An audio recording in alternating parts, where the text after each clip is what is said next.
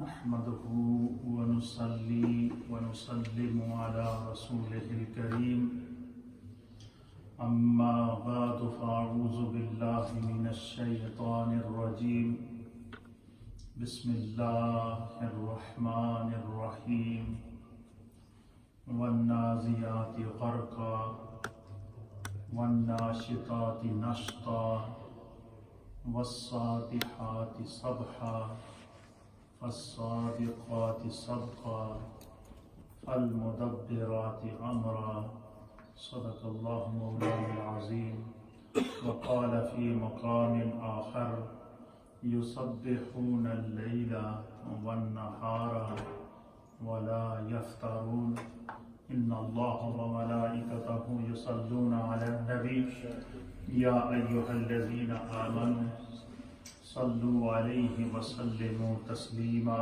اللهم صل على سيدنا ومولانا محمد وعلى آل سيدنا ونبينا ومولانا محمد وبارك وسلم وصل عليه الصلاة والسلام عليك يا سيدي يا رسول الله وعلى آلك وأصحابك يا سيدي يا حبيب الله الصلاة والسلام عليك يا سيدي يا رسول الله وعلى آلك وأصحابك يا سيدي يا رحمة للعالمين۔ حضرات محترم، اللہ تعالیٰ کے فضل و احسان اور نبی رحمت جناب سید العالمین محمد الرسول اللہ صلی اللہ تعالیٰ علیہ وآلہ وسلم کی نگاہ عنایت و کرم کے ساتھ اللہ تعالیٰ نے ہمیں اپنی زندگی میں ایک مرتبہ پھر رمضان المبارک 1440 ہجری کی ساعتیں، برکتیں اور رحمتیں نصیب فرمائیں۔ رمضان کا مہینہ جہاں اپنے اندر بہت سارے انعامات اور اکرامات رکھتا ہے، اس کی ایک خصوصیت کو میرے رب نے بڑے خوبصورت انداز سے بیان کیا۔ اللہ فرماتا ہے کہ شہر رمضان الذی انزل فیہ القرآن، فرمایا کہ یہ رمضان جہاں اس کی اور برکتیں ہیں، وہاں اس کی ایک سب سے بڑی برکت یہ ہے کہ اللہ نے اس میں قرآن نازل کیا ہے۔ پھر اللہ نے اسی قرآن کے اندر فرمایا کہ یا ایھا الذین آمنوا اتقوا اللہ قولوا قولا سدیدا، کہ اے ایمان والو جب بھی تم بات کرو سچی بات کرو۔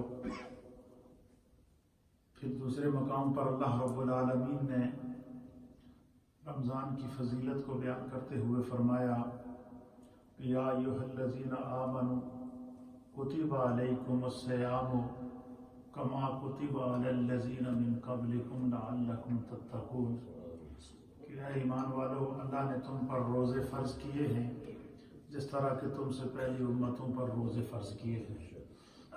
قرآن حکیم، قرآن مجید یہ علوم، معانی اور معارف کا خزانہ ہے، اور اس کی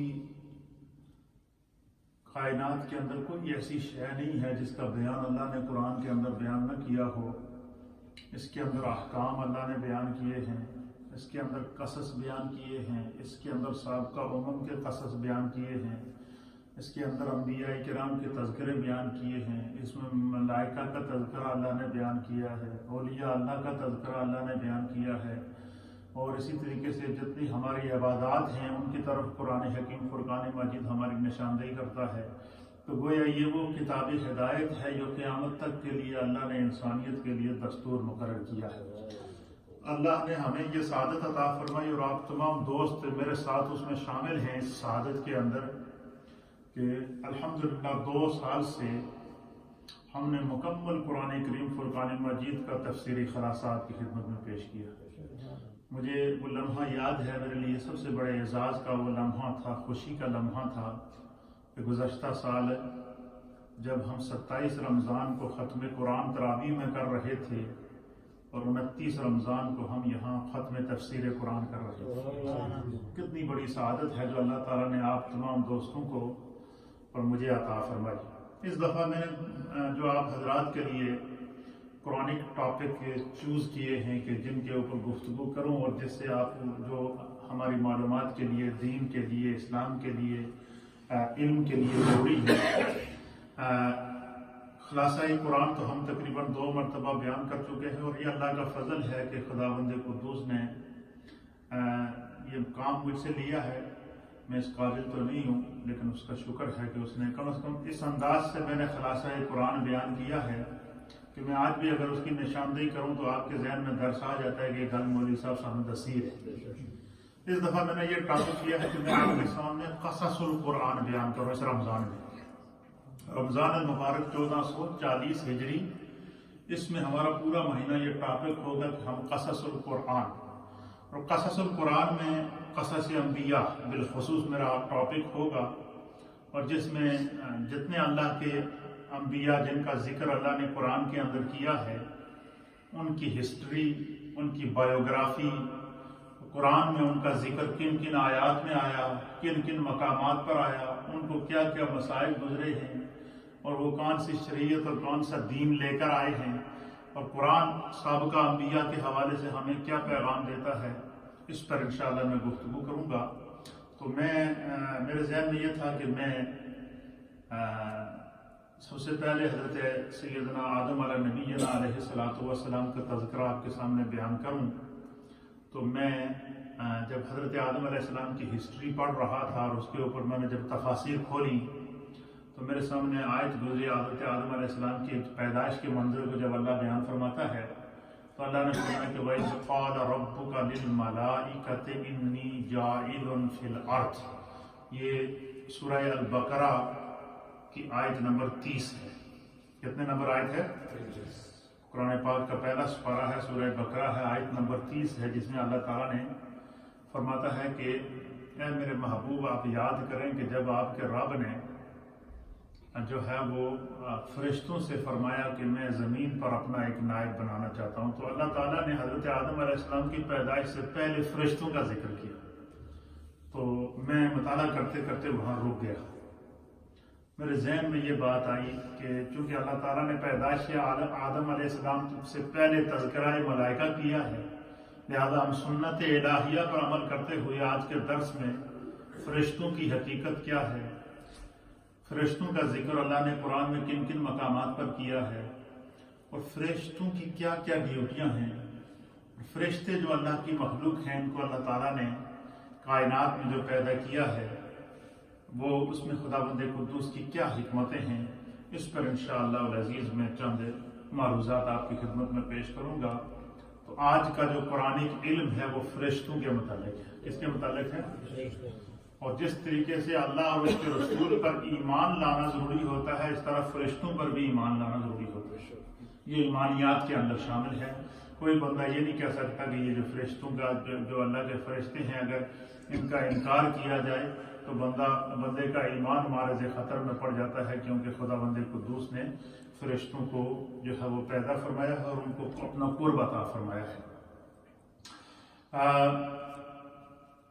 قرآن کریم اور احادیث مصطفیٰ صلی اللہ تعالیٰ علیہ وآلہ وسلم نے ہمیں جو کچھ بتایا ہے اس کا حاصل یہ ہے کہ ہم فرشتہ کی جو حقیقت ہے، جو فرشتوں کی، ان کی جو تخلیق سے اللہ نے کسی کو واقف نہیں کیا. یہ نہیں بتایا کہ میں نے فرشتوں کو کب پیدا کیا اور کتنے فرشتے اللہ نے پیدا کیے ہیں، اس وقت روئے زمین پر، آسمانوں پر کتنے فرشتے موجود ہیں.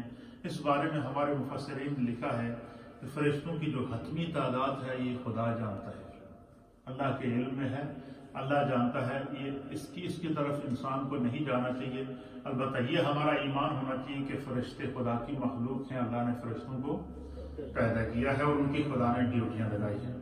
اس بارے میں مفسرین نے لکھا ہے کہ فرشتے جو اللہ نے پیدا کیے ہیں وہ ہم کو نظر نہیں آتے لیکن وہ ہمیں دیکھتے ہیں. البتہ ہمیں یہ یقین اور اعتقاد ہے کہ جو اللہ نے انبیاء پیدا کیے ہیں انبیاء اکرام نے فرشتوں کی زیارت کی ہے، اللہ نے فرشتوں کی زیارت انبیاء اکرام کو کرائی ہے، اور اس کے اوپر باقاعدہ احادیث ملتی ہیں کہ نبی اکرم صلی اللہ تعالیٰ علیہ وسلم، حدیث شریف بخاری کتاب الایمان کے اندر حدیث ہے، حدیث جبریل کہتے ہیں اس کو، کہ سرکار دو علیہ وسلم تشریف فرما تھے تو صحابہ فرماتے ہیں کہ ایک نورانی شخص سفید لباس پہنا ہوا، سفید جسم تھا اس کا، بڑا خوبصورت نوجوان جو ہے وہ انداز میں وہ آیا، اور وہ کہ سرکار دو عالم صلی اللہ علیہ وسلم کے سامنے دو زانو ہو کر بیٹھ گئے، اور اللہ کے حبیب علیہ السلام سے انہوں نے چند سوالات کیے کہ مل ایمان یا رسول اللہ، ایمان کیا ہے، احسان کیا ہے۔ سرکار دو عالم صلی اللہ علیہ وسلم نے ان کے سوالات کے جوابات دیے، اور پھر وہ جب اٹھ کر چلے گئے تو حضور علیہ السلام نے فرمایا، صحابہ نے عرض کیا کہ یا رسول اللہ، یہ شخص ہم نے اس سے پہلے آپ کی مجلس میں نہیں دیکھا، اور نہ ہی ہمیں یہ معلوم ہے کہ اس علاقے میں کوئی اس طرح کا شخص رہتا ہے، بڑا خوبصورت نوجوان تھا، اور یہ آپ کے سامنے آیا اور اس نے آپ سے سوالات کیے۔ تو اللہ کے حبیب علیہ السلام نے فرمایا کہ یہ جبریل تھے جو انسانی شکل میں آئے تھے اور تمہیں دین سکھانے آئے تھے۔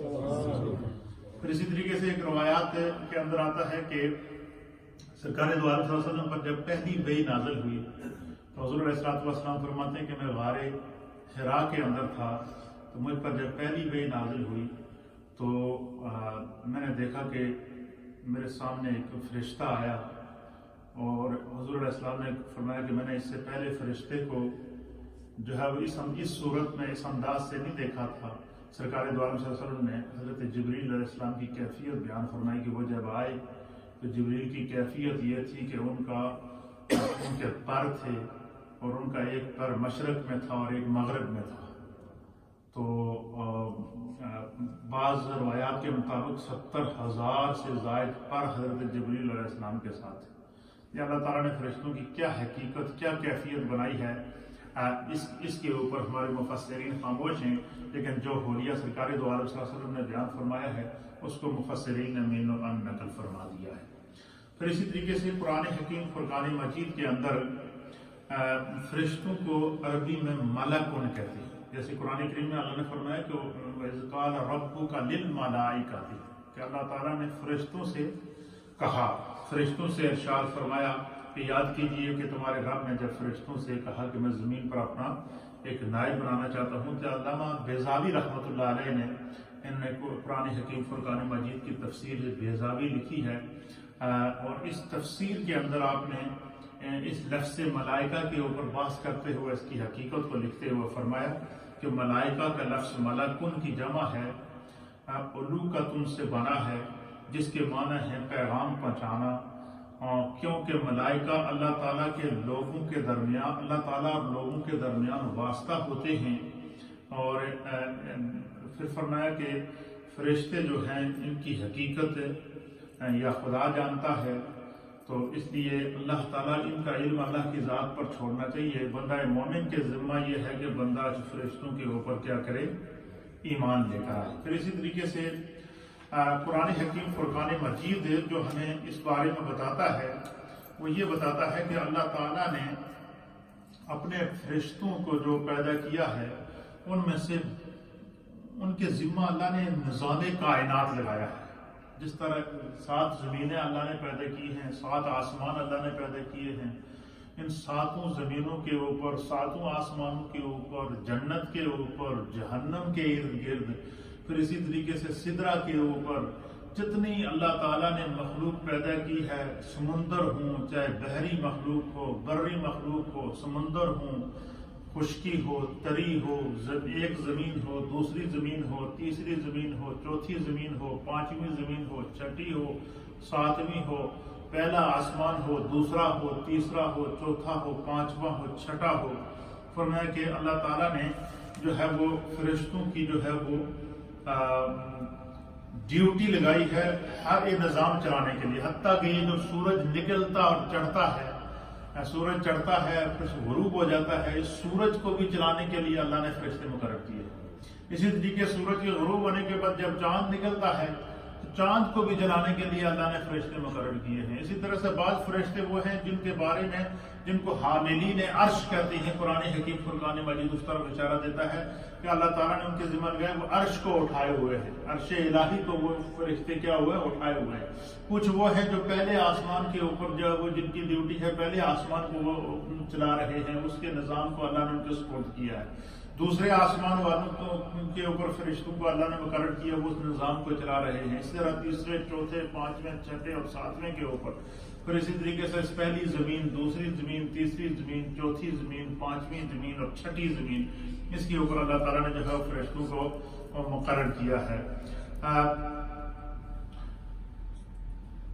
کچھ فرشتے وہ ہیں کہ جن کی ڈیوٹی یہ ہے کہ وہ دن رات ہر لمحہ ہر گھڑی ان کی وہ اللہ کی تسبیح اور تحلیل بیان کرتے ہیں, خدا کا ذکر کرتے ہیں.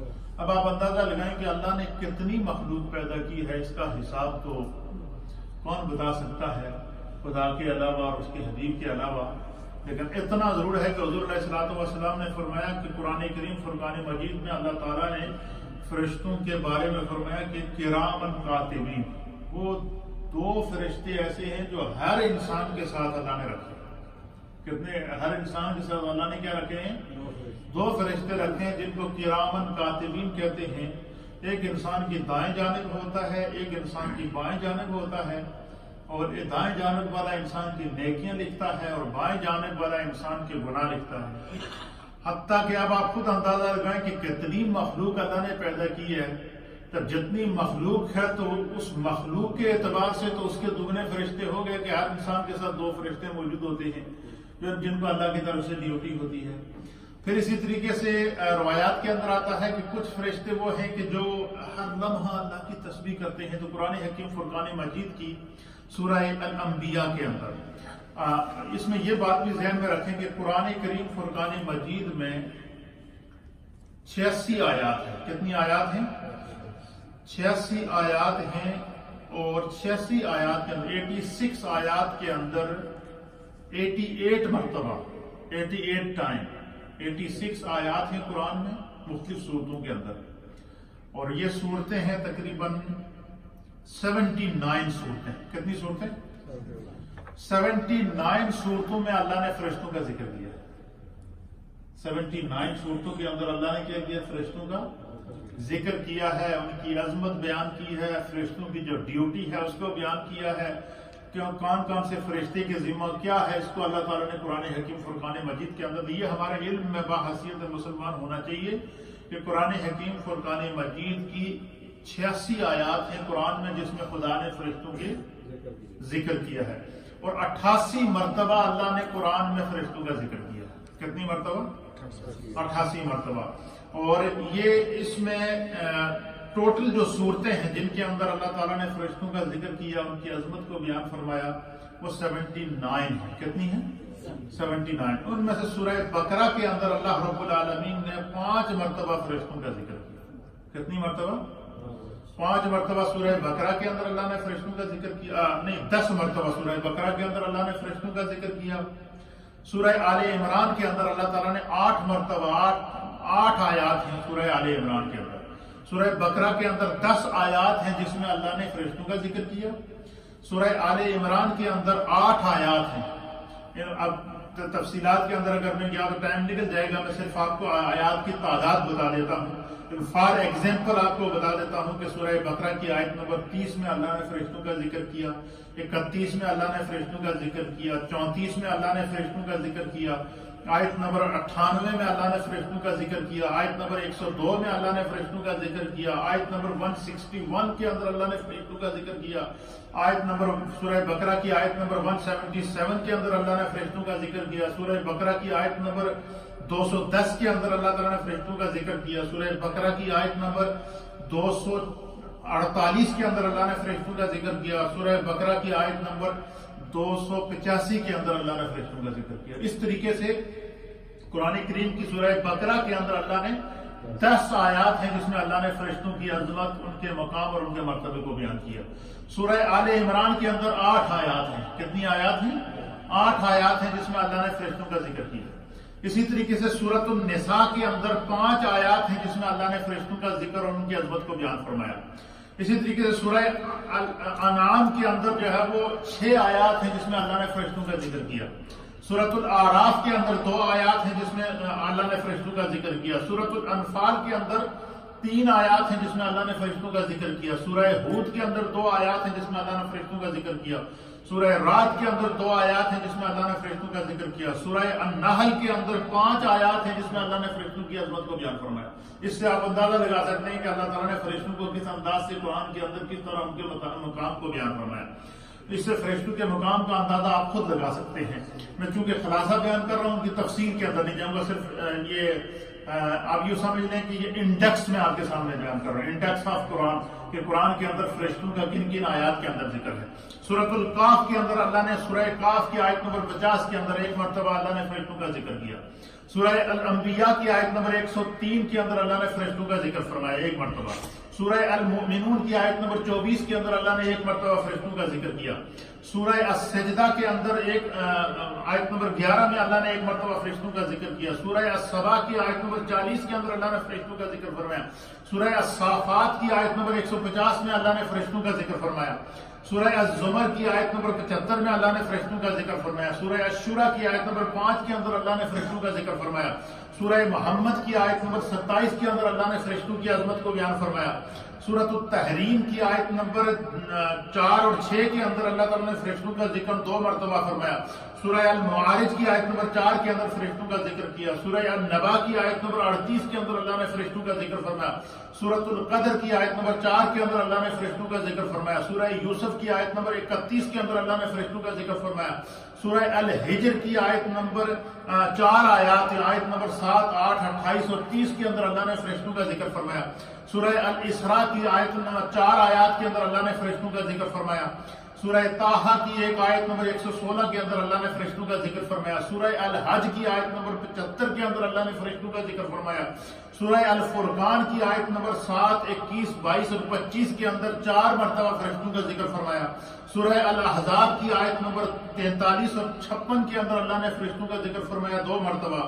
سورہ فاطر کی آیت نمبر 1 کے اندر، سورہ جو ہے وہ 7 کی آیت نمبر 2 آیات کے اندر 73 اور 71 کے اندر اللہ نے فرشتوں کا ذکر فرمایا. سورہ فصلت کی جو آیت نمبر 14 کے اندر اللہ نے فرشتوں کا ذکر فرمایا. سورہ الزخرف کی آیت نمبر 19، 53 اور 60 کے اندر 3 مرتبہ اللہ نے فرشتوں کا ذکر کیا. سورہ النجم کی آیت 2 آیات کے اندر اللہ نے فرشتوں کا ذکر کیا. سورہ الحاقہ کی آیت نمبر 17 میں ذکر کیا گیا. سورہ مدثر کی آیت نمبر 31 میں ذکر کیا گیا. سورہ الفجر کی آیت نمبر 1 کے اندر ذکر کیا گیا. اس طرح قرآن حکیم فرقان مجید کی 86 آیات کے اندر 79 صورتوں میں 88 ٹائم اللہ نے فرشتوں کی عظمت کو بیان کیا. اس سے آپ فرشتوں کی جو ہے وہ یہ ہو گیا فرشتوں کا قرآن کے اندر ذکر. اچھا، کس طرح اللہ نے ذکر کیا، اس کی میں چند مثالیں دے کر پھر انشاءاللہ ہم اپنی مجلس کو ختم کرتے ہیں. یہ میں نے انڈیکس آپ کے سامنے بیان کر دیا. بحیثیت مسلمان ہمیں یہ علم ہونا چاہیے کہ فرشتوں کا ذکر اللہ نے قرآن کی 79 صورتوں کے اندر فرمایا. اور کتنی مرتبہ فرمایا؟ 86 آیات کے اندر فرمایا اور 88 ٹائم 88 مرتبہ 86 آیات کے اندر اللہ نے فرشتوں کی عظمت کو قرآن کے اندر 79 صورتوں کے اندر بیان فرمایا. یہ اس سے آپ کے علم میں اضافہ ہونا چاہیے. قرآن حکیم فرقان مجید جو ہے وہ فرشتوں کی مختلف اقسام کو بیان کرتا ہے کہ اللہ تعالیٰ نے ان کی کیا کیا ڈیوٹی لگائی ہے.